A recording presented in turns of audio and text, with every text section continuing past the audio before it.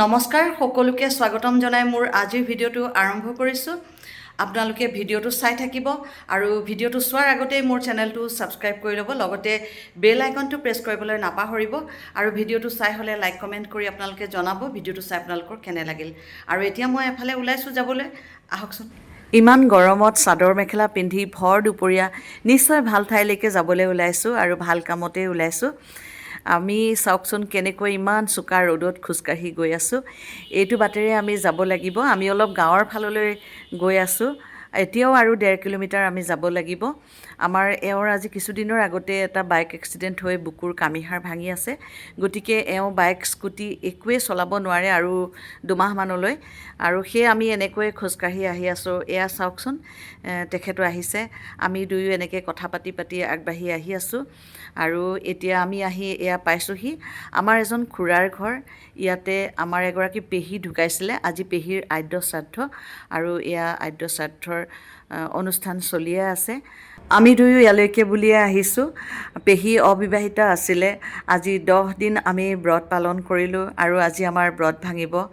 আৰু এয়া সকলোৱে জা জলপান খাই আছে। জলপানত আছে কোমল চাউল আৰু দৈ। ময়ো বহিছোঁ এয়া জলপান খাবলৈ, এওঁ খাই আছে। গৰমত দৈ আৰু কোমল চাউল খাই খুবেই ভাল লাগে। এইফালে চাওকচোন, মহিলাসকলে শাক পাচলি কুটি আছে, আপোনালোকে প্ৰত্যক্ষ কৰিছে। ৰাতিলৈ যিহেতু মৎস্য স্পৰ্শ আছে আৰু মৎস্য স্পৰ্শৰ কাৰণে এনেধৰণে আমাৰ ইয়াৰ ওচৰ চুবুৰীয়া মহিলাসকল একেলগে বহি এনেধৰণে শাক পাচলি কুটি আছে। আমাৰ অসমীয়া সমাজৰ এই পৰম্পৰাটো মোৰ খুব ভাল লাগে। অতীজৰে পৰা চলি আহিছে আৰু বৰ্তমানেও চলি আছে। ঠাই বিশেষে অৱশ্যে দেখা পোৱা নাযায়, তথাপিও কিন্তু অসমীয়া সমাজত, গাঁও সমাজত এই পৰম্পৰা চলি আহিছে। খুবেই ভাল লাগে। ওচৰ চুবুৰীয়া মহিলাসকলে এনেধৰণে একেলগে বহি শাক পাচলি যেতিয়া কুটে, তেতিয়া বিভিন্ন ধৰণৰ কথা ওলায়, ধেমেলীয়া কথা ওলায়, বিভিন্ন মত বিনিময় হয় আৰু সেই পৰিৱেশটোত আচলতে মনটো খুব ভাল লাগে।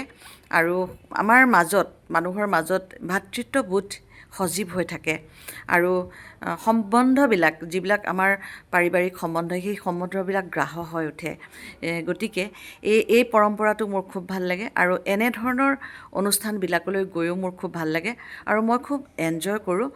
খুব ভাল লাগে, সঁচাকৈ মনটো সজীৱ হৈ যায়। কিবা কাৰণত বেয়া লাগি থাকিলেও এনেকৈ যেতিয়া বহি সকলোৱে ধেমালি কৰি অলপ সময় কথা বতৰা পাতে, তেতিয়া খুব ভাল লাগে।